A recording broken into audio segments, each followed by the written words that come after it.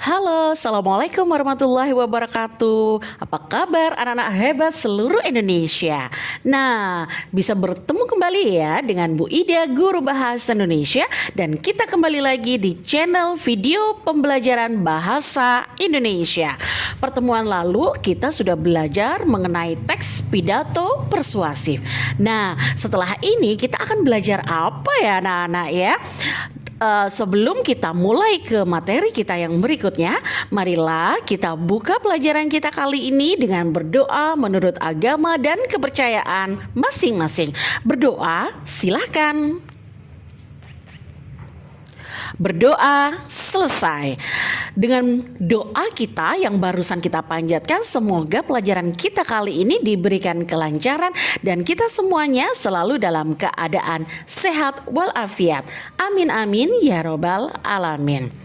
Baik anak-anak hebat seluruh Indonesia, pada pertemuan kali ini kita akan belajar mengenai bab berikutnya, yaitu bab teks cerita pendek. Pada pertemuan kali ini di bab teks cerita pendek atau yang biasa kalian kenal dengan sebutan cerpen, kita akan mempelajari mengenai mengidentifikasi cerpen dan menyimpulkan unsur-unsur pembangun cerpen. Nah, oleh karena itu kalian jangan kemana-mana ya, tetap selalu simak di video pembelajaran bahasa Indonesia tentang materi kita kali ini, yaitu teks cerita pendek. Anak-anak, pada materi teks cerpen kali ini, untuk materi mengidentifikasi cerpen, kita akan mempelajari mengenai pengertian, jenis-jenis, dan ciri-ciri cerpen. Sedangkan untuk materi menyimpulkan unsur-unsur pembangun cerpen, kita akan belajar yaitu meliputi unsur intrinsik dan ekstrinsik cerpen, serta menyimpulkan unsur-unsur pembangun teks cerpen. Anak-anak, pasti kalian pernah membaca cerpen kan? Baik dari koran, internet maupun buku kumpulan cerpen. Nah, cerpen merupakan sebuah karya yang di dalamnya terkandung berbagai aspek kehidupan termasuk pendidikan. Cerpen dapat mempengaruhi kehidupan seseorang, jati diri atau sikap seseorang bahkan dapat terbangun melalui sebuah cerpen. Seorang pembaca cerpen kebanyakan akan terinspirasi dari sifat maupun kehidupan tokoh yang ia baca. Tidak sedikit dari mereka juga akan meniru kehidupan maupun sikap tokoh yang mereka kagumi dalam sebuah cerpen. Nah, anak-anak ingin lebih tahu atau mungkin lebih dalam lagi apa saja sih di materi kita kali ini, materi teks cerita pendek? Yuk langsung saja kita beranjak ke berikutnya untuk materi mengidentifikasi cerita pendek. Pengertian cerita pendek. Cerpen atau kependekan dari cerita pendek merupakan sebuah cerita yang tidak benar-benar terjadi pada dunia nyata dan ceritanya singkat serta pendek. Cerpen merupakan suatu tulisan yang tidak terlalu panjang yang berisi kisah tunggal. Cerpen adalah sebuah karangan cerita yang hanya berfokus pada satu kejadian saja. Nah, selain itu, ada pengertian cerpen menurut beberapa ahli yang menjelaskan tentang pengertian cerpen. Yang pertama, menurut Sumarjo dan Saini, menyatakan bahwa cerpen merupakan cerita fiktif atau tidak benar adanya atau tidak terjadi, akan tetapi bisa saja terjadi kapan dan dimanapun di mana ceritanya relatif pendek. Sedangkan menurut Nugroho Noto Susanto dalam Tarigan, cerpen adalah cerita yang memiliki panjang ceritanya berkisar 5.000 kata dan perkiraan 17 halaman kuartus spasi rangkap dan terpusat pada dirinya sendiri.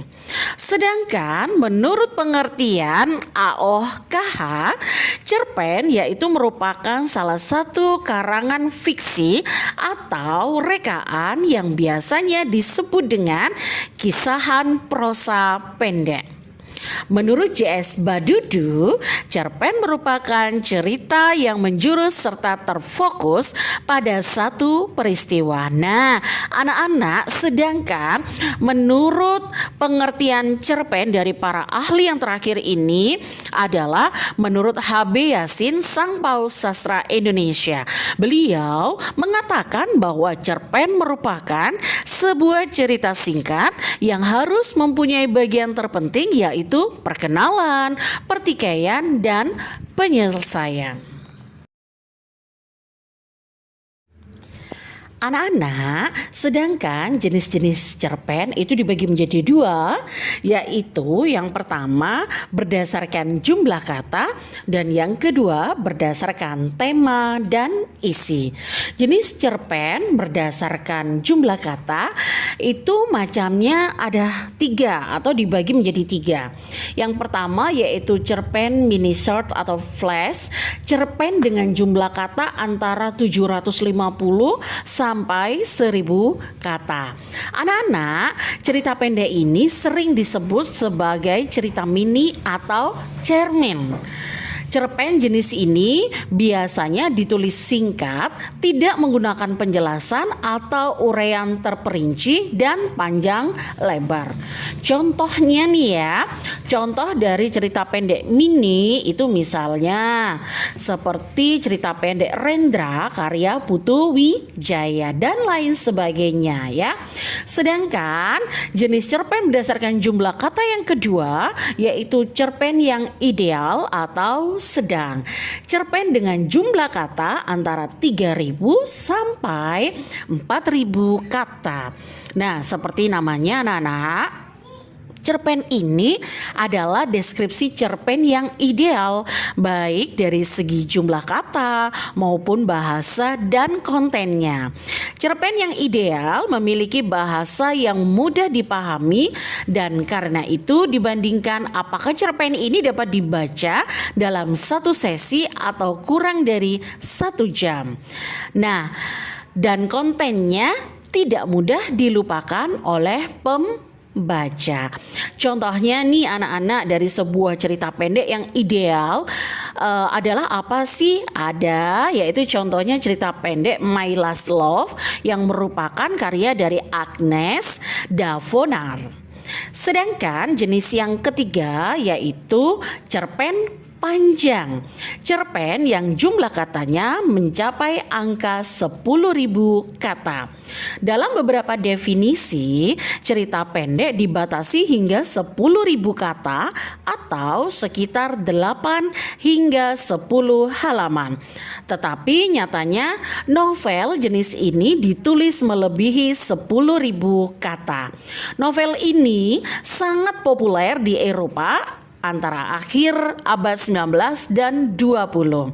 Cerpen dengan lebih dari 10.000 kata sering dikategorikan sebagai cerpen atau juga bisa dikatakan esai yang lebih pendek dari novel.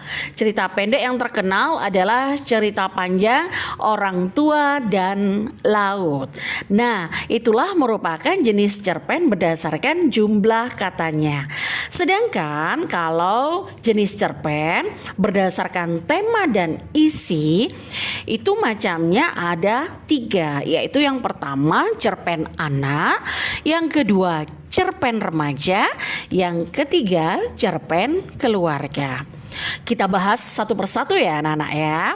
Yang pertama cerpen anak. Apa sih cerpen anak itu?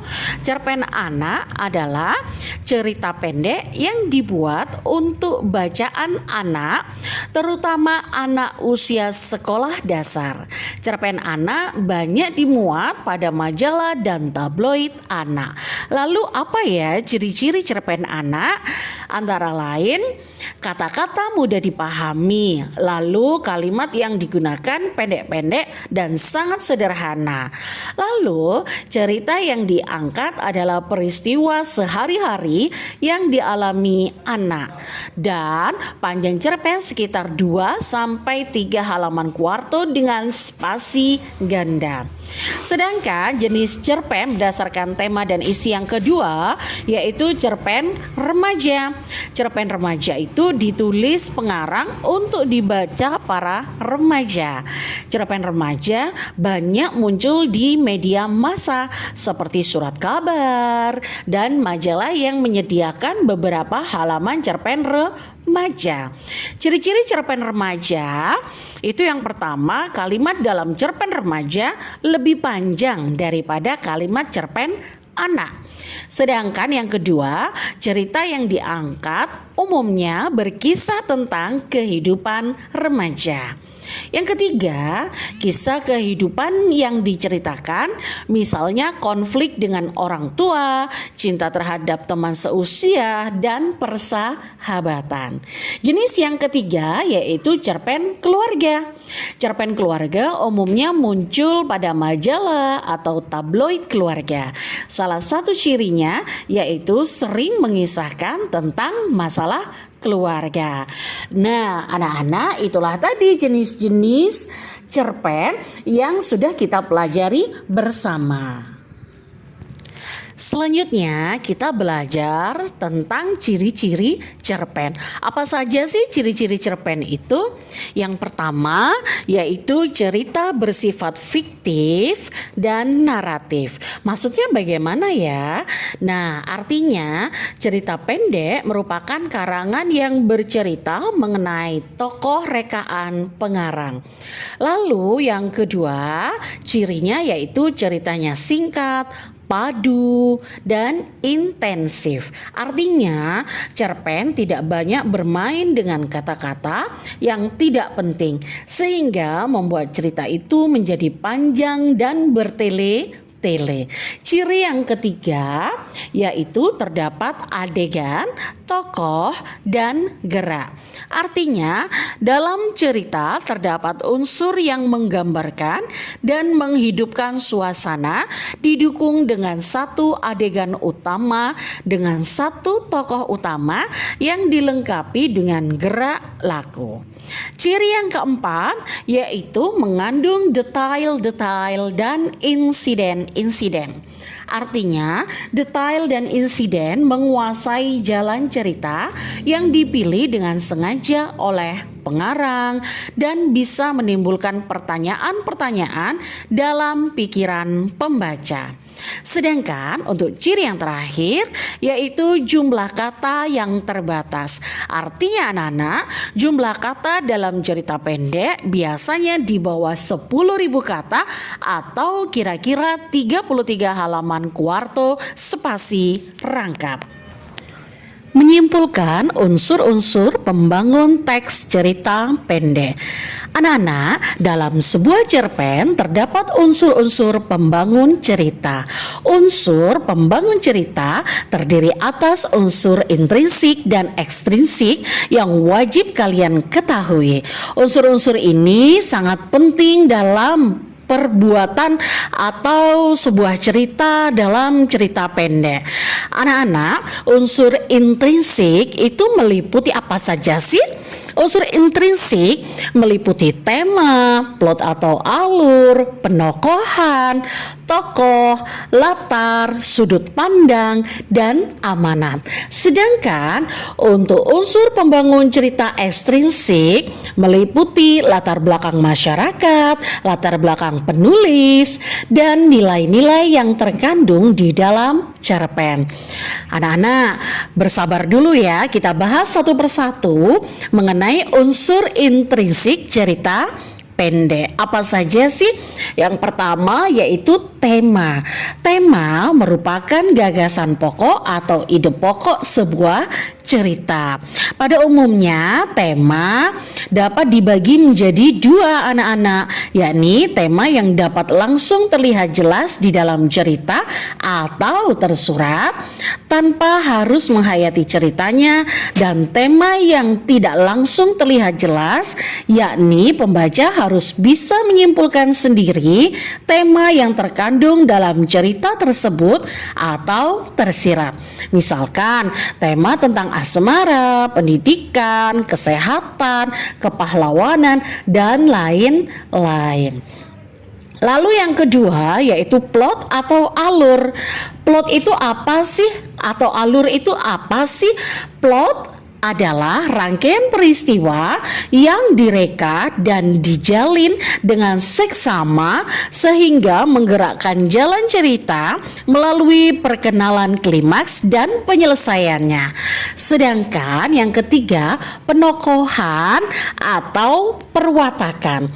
Nah, penokohan atau perwatakan adalah pemberian karakter pada setiap tokoh dalam cerita.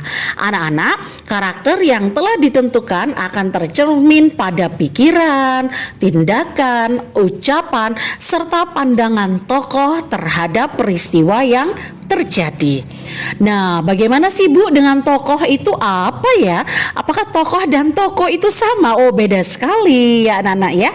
Kalau tokoh maka ini berhubungan dengan sebuah cerita. Kalau toko itu adalah sebuah tempat untuk jual beli ya. Nah, sekarang yang kita pelajari yaitu tokoh.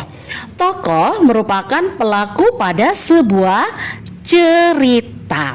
Nah, anak-anak, setiap tokoh biasanya mempunyai karakter tersendiri mulai dari watak, sikap, sifat, dan kondisi fisik. Karakter tokoh dalam sebuah cerpen dapat pula disebut dengan perwatakan. Dalam sebuah cerita, kita dapat menggolongkan karakter tokoh itu dalam 3 jenis anak-anak, yaitu yang pertama ada tokoh protagonis, ada tokoh antagonis, dan ada tokoh figuran. Nah, apa sih itu? Nah, di sini Ibu jelaskan ya. Tokoh protagonis itu adalah tokoh utama dalam sebuah cerita atau tokoh yang memerankan peran menjadi orang baik. Sedangkan tokoh antagonis adalah lawan dari tokoh utama atau tokoh yang memerankan peran menjadi orang jahat.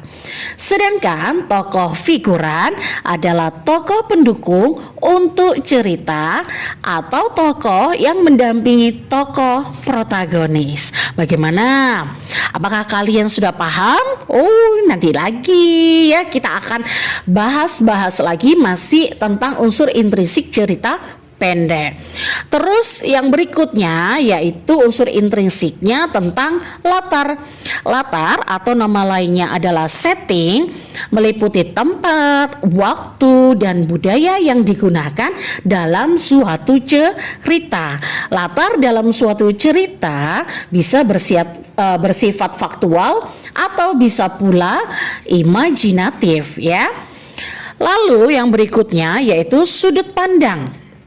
Sudut pandang itu anak-anak adalah cara pandang yang digunakan pengarang sebagai sarana untuk menyajikan tokoh, tindakan, latar, dan berbagai peristiwa yang membentuk cerita. Anak-anak, sudut pandang itu dapat digunakan pengarang dalam bercerita. Sedangkan macam sudut pandang itu ada 4. Dicatat ya, diingat-ingat ya, karena ini selalu sering sekali muncul di soal-soal bahasa Indonesia tentang materi cerpen. Yang pertama yaitu sudut pandang orang pertama, yang kedua sudut pandang orang ketiga, yang ketiga sudut pandang pengarang sebagai pencerita atau objective point of view, sedangkan yang keempat sudut pandang serba tahu. Anak-anak, sudut pandang orang pertama itu pengarangnya memakai istilah aku untuk menghidupkan tokoh seolah-olah dia itu menceritakan pengalamannya sendiri. Sedangkan sudut pandang orang ketiga itu adalah pengarang memilih salah seorang tokohnya untuk menceritakan orang lain. Tokoh yang diceritakan itu disebut dia. Sedangkan sudut pandang pengarang sebagai pencerita, pengarang hanya menceritakan apa yang terjadi, seolah-olah pembaca menonton pementasan sandiwara. Pembaca hanya bisa menafsirkan cerita berdasarkan kejadian, dialog, dan perbuatan para pelakunya, karena pengarang tidak memberikan petunjuk atau tuntunan terhadap pembaca. Sedangkan macam yang keempat dari sudut pandang yaitu sudut pandang serba tahu. Sudut pandang serba tahu itu adalah pengarang seolah serba tahu segalanya. Ia dapat menciptakan apa saja yang diperlukan untuk melengkapi ceritanya sehingga mencapai efek yang diinginkan. Pengarang bisa mengomentari kelakuan para pelakunya dan dapat berbicara langsung dengan pembaca. Nah, itu tadi ya untuk macam-macam dari sudut pandang. Sedangkan untuk unsur intrinsik yang paling terakhir itu adalah amanat. Amanat itu adalah pesan yang ingin disampaikan oleh seseorang pengarang melalui karya tulisnya kepada pembaca atau pendengar. Pesan bisa berupa harapan, nasihat, dan sebagainya. Pesan merupakan hal penting dalam sebuah cerpen karena dengan pesan yang baik pengarang dapat menyajikan cerita yang baik sehingga tokoh-tokoh dalam ceritanya pun dapat diteladani. Kalau kita tadi sudah belajar mengenai unsur intrinsik cerpen, maka sekarang kita belajar yaitu mengenai unsur ekstrinsik cerpen. Unsur ekstrinsik cerpen adalah unsur yang terdapat di luar cerpen. Unsur ekstrinsik dari cerpen merupakan unsur yang menjadi faktor pengarang membuat cerpen tersebut. Unsur ini sangat mempengaruhi penyajian amanat dan latar belakang dari cerpen. Nah, untuk unsur ekstrinsik ini yang pertama yaitu latar belakang masyarakat adalah merupakan unsur yang mempengaruhi cerpen berupa faktor-faktor di dalam lingkungan masyarakat di mana penulis berada sehingga berpengaruh terhadap penulis itu sendiri. Sedangkan latar belakang penulis adalah faktor-faktor dari dalam pengarang itu sendiri yang mempengaruhi atau memotivasi penulis dalam menulis sebuah cerpen. Latar belakang penulis terdiri atas beberapa faktor antara lain riwayat hidup penulis, kondisi psikologis, dan aliran sastra dari penulis. Nah, unsur ekstrinsik yang ketiga yaitu nilai-nilai yang terkandung di dalam cerpen. Anak-anak, sebuah karya sastra termasuk cerpen mengandung nilai-nilai kehidupan yang berlaku dalam masyarakat. Nilai-nilai tersebut menggambarkan norma, tradisi, aturan, dan kepercayaan yang dianut atau dilakukan oleh masyarakat. Nilai-nilai tersebut meliputi nilai moral, sosial, budaya, atau adat istiadat dan religi. Berikutnya kita belajar tentang menyimpulkan unsur-unsur pembangun teks cerita pendek. Untuk menyimpulkan unsur-unsur pembangun teks cerita pendek ada beberapa hal yang harus diperhatikan anak-anak. Yang pertama yaitu membaca dan memahami seluruh cerita. Yang kedua, menentukan tokoh utama yang mengalami masalah atau kejadian. Yang ketiga, menentukan masalah yang dihadapi tokoh utama. Nah, anak-anak, kita dalam pertemuan kali ini sudah mempelajari mengenai mengidentifikasi dan menyimpulkan teks cerita pendek. Nah, bagaimana anak-anak? Sudah paham? Sudah mengerti? Pasti sekarang sudah pintar-pintar semua dan tidak bingung semua mengenai materi mengidentifikasi dan menyimpulkan teks cerpen. Terima kasih ya. Tetap selalu setia di channel pendidikan video pembelajaran Bahasa Indonesia. Semoga apa yang sudah kita pelajari bermanfaat untuk kalian semuanya. Terima kasih ya anak-anak ya, tetap selalu di rumah saja dan semoga semuanya dijauhkan dari COVID-19. Bye-bye. Wassalamualaikum warahmatullahi wabarakatuh.